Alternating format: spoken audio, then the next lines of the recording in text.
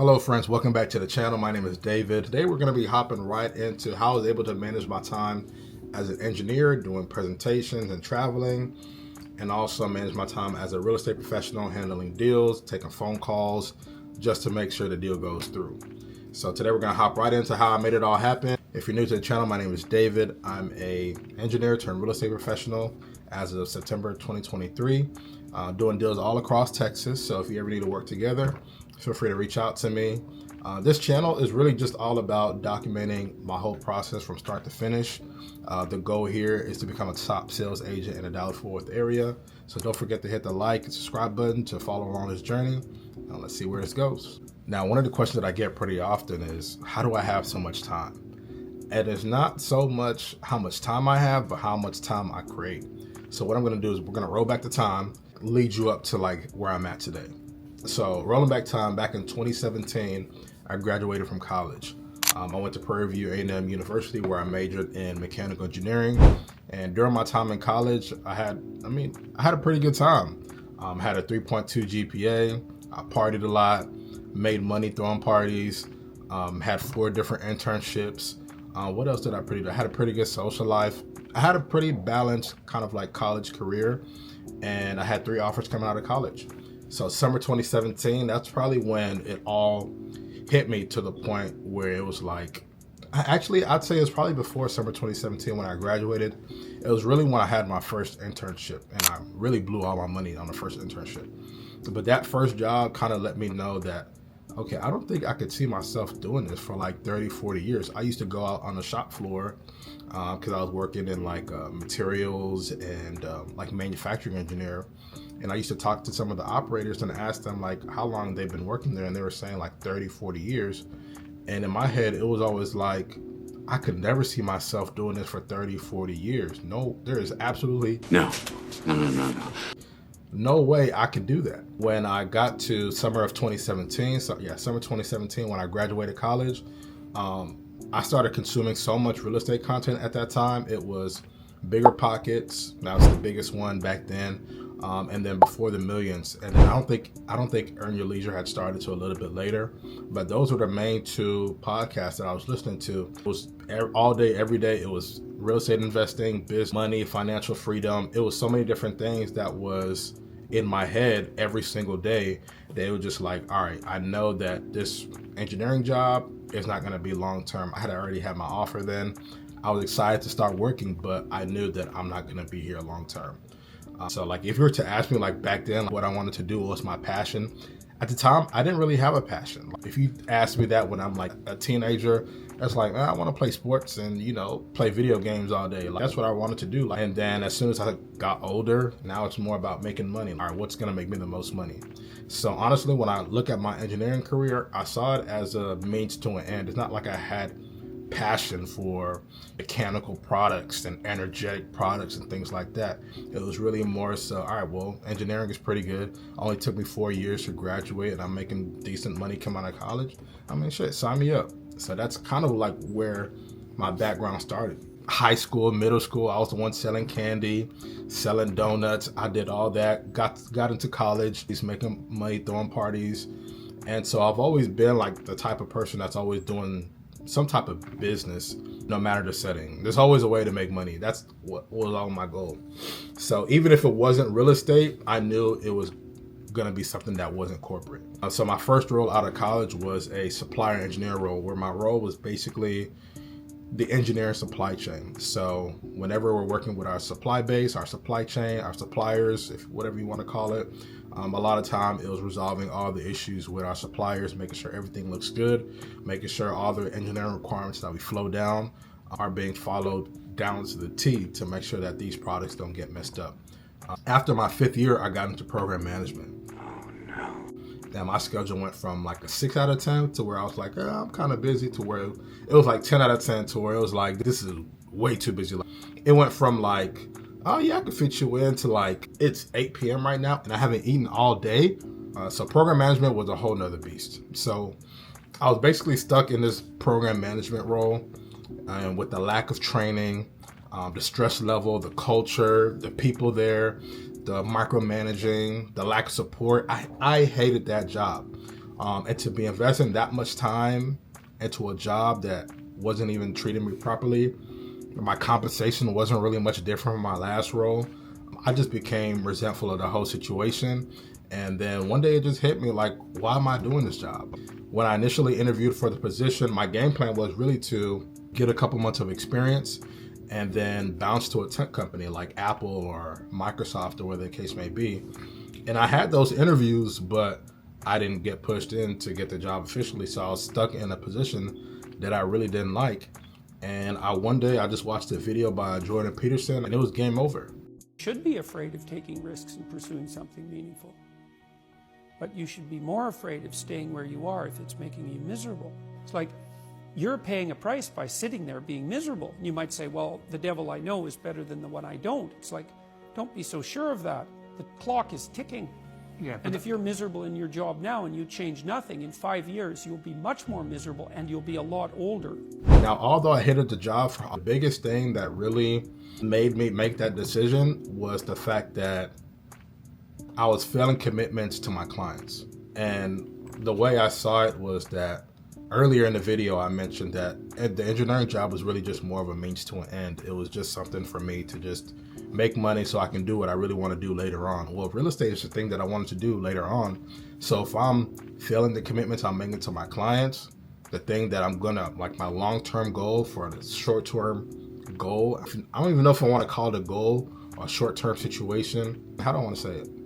Why am I sabotaging my long-term situation for my short-term situation? And that was the type of mindset that I had at the time. It was just like, you know what? Let me just leave. So nevertheless, it leads me to my first point of flexibility. So if you're going to have a side hustle, you have to be flexible.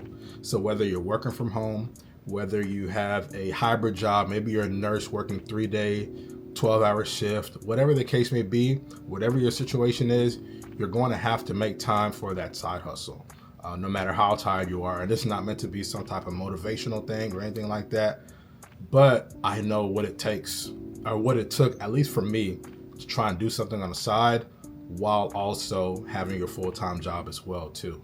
Now, I hate to be the one to burst your bubble, but there's no such thing. There's no such thing as passive income. Was that yodeling I just heard, or did you just say what I thought you said? Every income that you have, every income that you will work on will require work and maintenance to be done.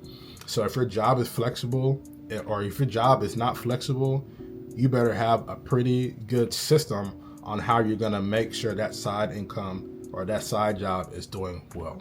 So it is gonna take some long nights. It is gonna take some early mornings. I remember the time when I started doing Amazon FBA when I had my first supplier engineering role. And at the time we were working at the office. So I'd go to the office 8 to 5. And we worked 9-hour shifts. And then I came home, worked out, ate, and then I started researching on my product that I was gonna be launching. And so I'd get back 6, 7, up all the way to 1, 2 a.m. to get everything ready for my product. And then I go to work the next day. That's part of the thing that's required when you're launching something like a side business, depending on what you're doing, obviously. But that's the type of stuff that you'll be going through. Now, depending on the type of side income or side job that you're doing, you will be required to be present. And my recommendation would be to commit to a certain amount of time that you're able to commit to every single week. So me personally, I'm an INTJ. For those that follow like the Myers-Briggs, basically I'm an introvert. I'm an introvert, I'm intuitive, I'm a thinker, and I'm judgmental. Hey. And we're essentially architects. We're big master planners.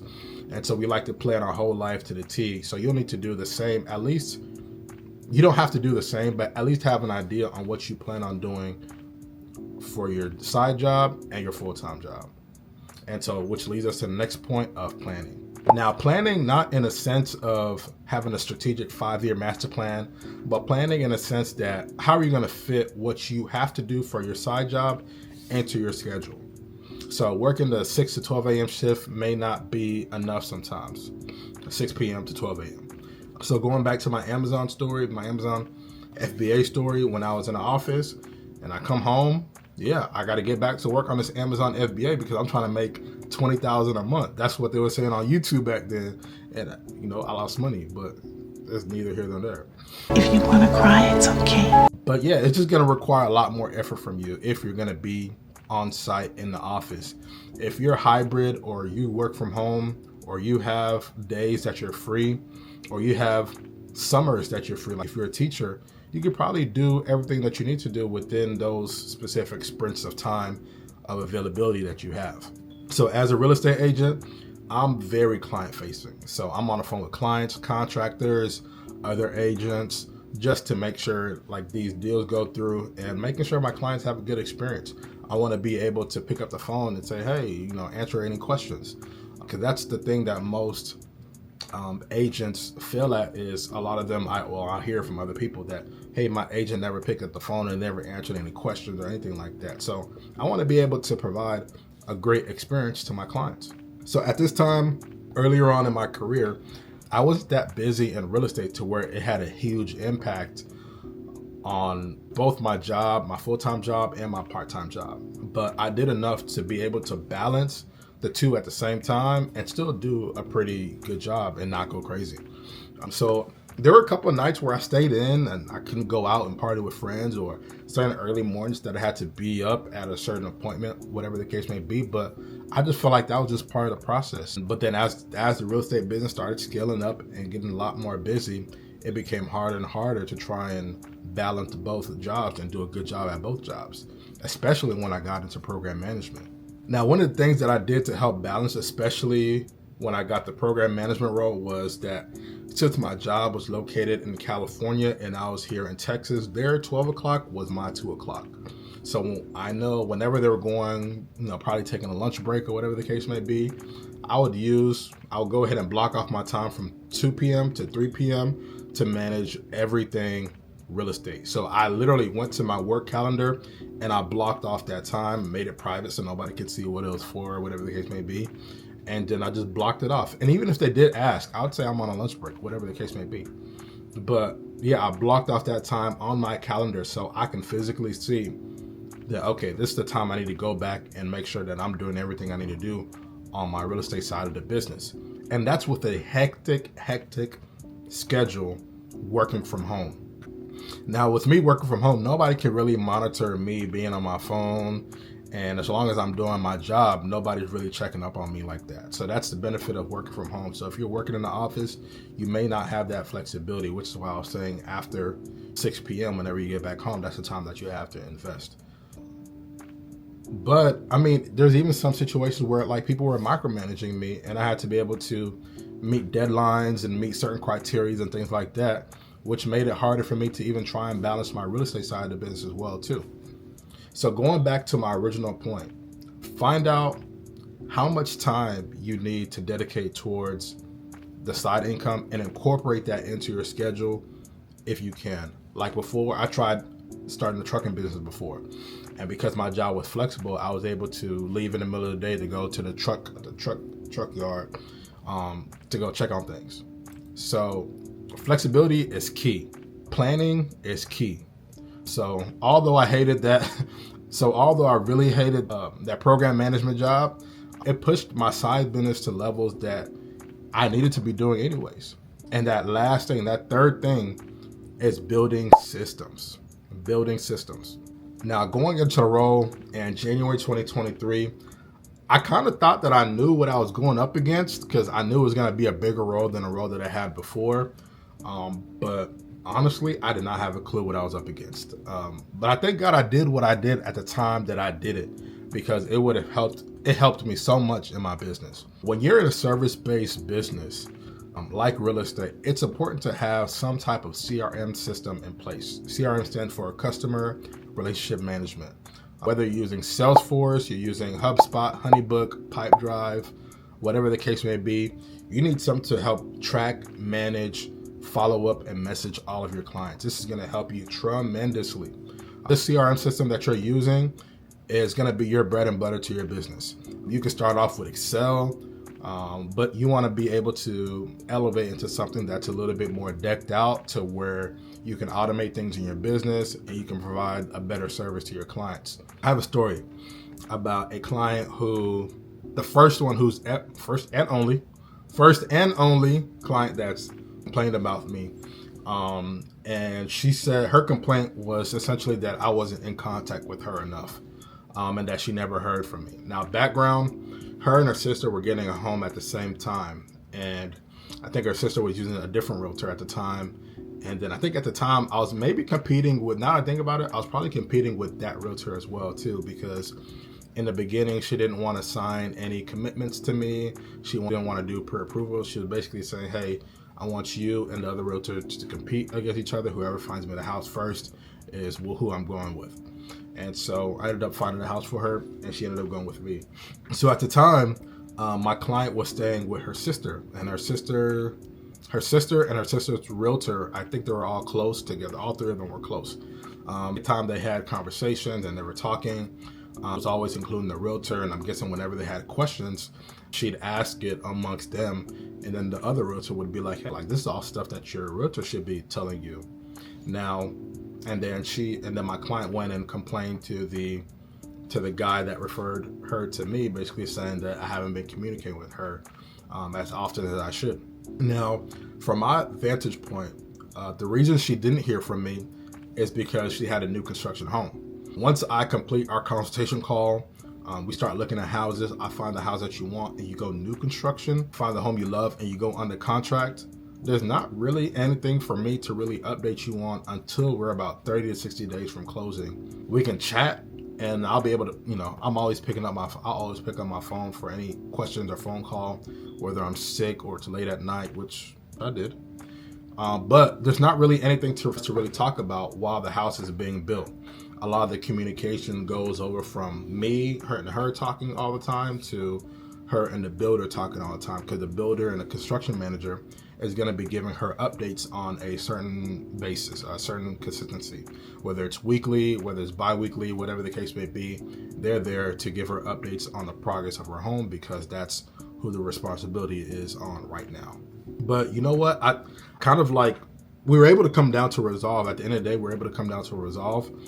And I told her that we could have bi-weekly calls, and if there were any questions or issues that she had, then I'll be there to answer them. I think I even offered weekly, but I think bi-weekly ended up turning out better for both of us. I used that to resolve the situation, but even just looking at the situation, I was like, you know what? Even though I feel like I'm right, she could also be right as well too. Like, I could do a better job communicating a lot more to my clients, even though they're in a new construction. So there's always room for improvement. And as a business owner, and if you're a business owner watching this video, if you have somebody who gives you negative feedback, try and use it as a positive turnaround. And that's exactly what I did for my business as well too. So even though it was a negative review, I always feel like there's room for improvement. And so what I did was I scrapped my old CRM system. So at the time I was using Pipedrive for my CRM system, and then I was switched over to Follow Up Boss.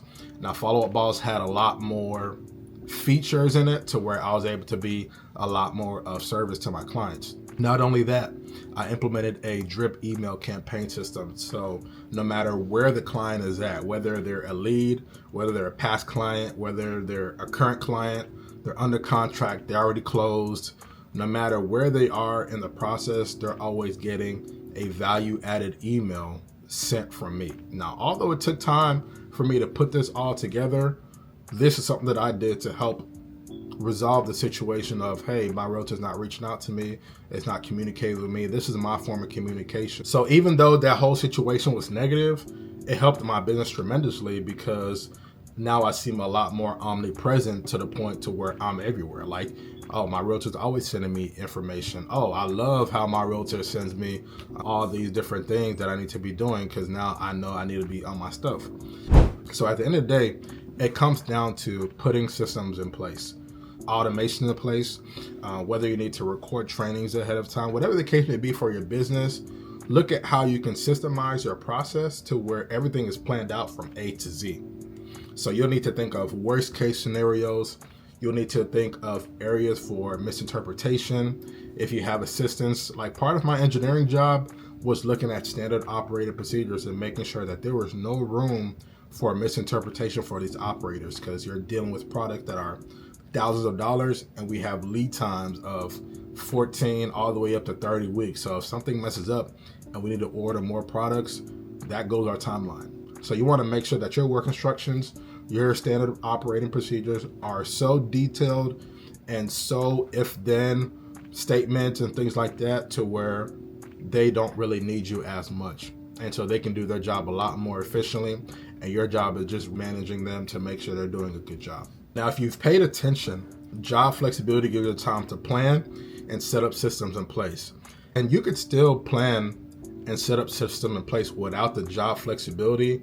But remember, depending on the type of income that you have, there's going to be maintenance required. There's going to be work that you have to do. So in my case, I was following up with clients, I was marketing, I was doing showings, I was networking, because at the end of the day, even though we're calling it a side business, it's still a business. You still have to worry about the success of the business. You still have, maybe you have payroll, maybe you have marketing, maybe you have public relations, social media, whatever the case may be. You still have to run your business like a business. So all you're doing, and everything that I'm saying, all you're doing is leveraging systems that you have to create more time for yourself to do the things that you need to do or you want to do. For example, the drip email campaign that I did, imagine if I sat down and typed an email for every single person in every stage of my business. That would take so much time. I would go crazy doing that. But it took me a little bit of time to set it all up, set up the system, and then I leveraged automation to still provide value, but also save myself time. So if you have your full-time job and you have a side business and you're thinking about do it. Fail quick and adjust on the way. That's all you're doing. Like this YouTube video that y'all are watching right now, I have so many videos recorded on this like DJI Pocket 3 thing that are terrible. Like my first 3 videos were terrible, but as soon as I got the Osmo Pocket device in the mail, next day I started recording, because the more you wait and the more you procrastinate, the bigger that mountain is of trying to get over the hump or fear of getting started. And you'll adjust based on your business needs. Like a lot of time, it's just a matter of just starting. So yeah, hope you found that helpful. Thank you guys so much for watching. Look, all I need is one thing. Look, you already know what I'm gonna ask. Like, comment, subscribe.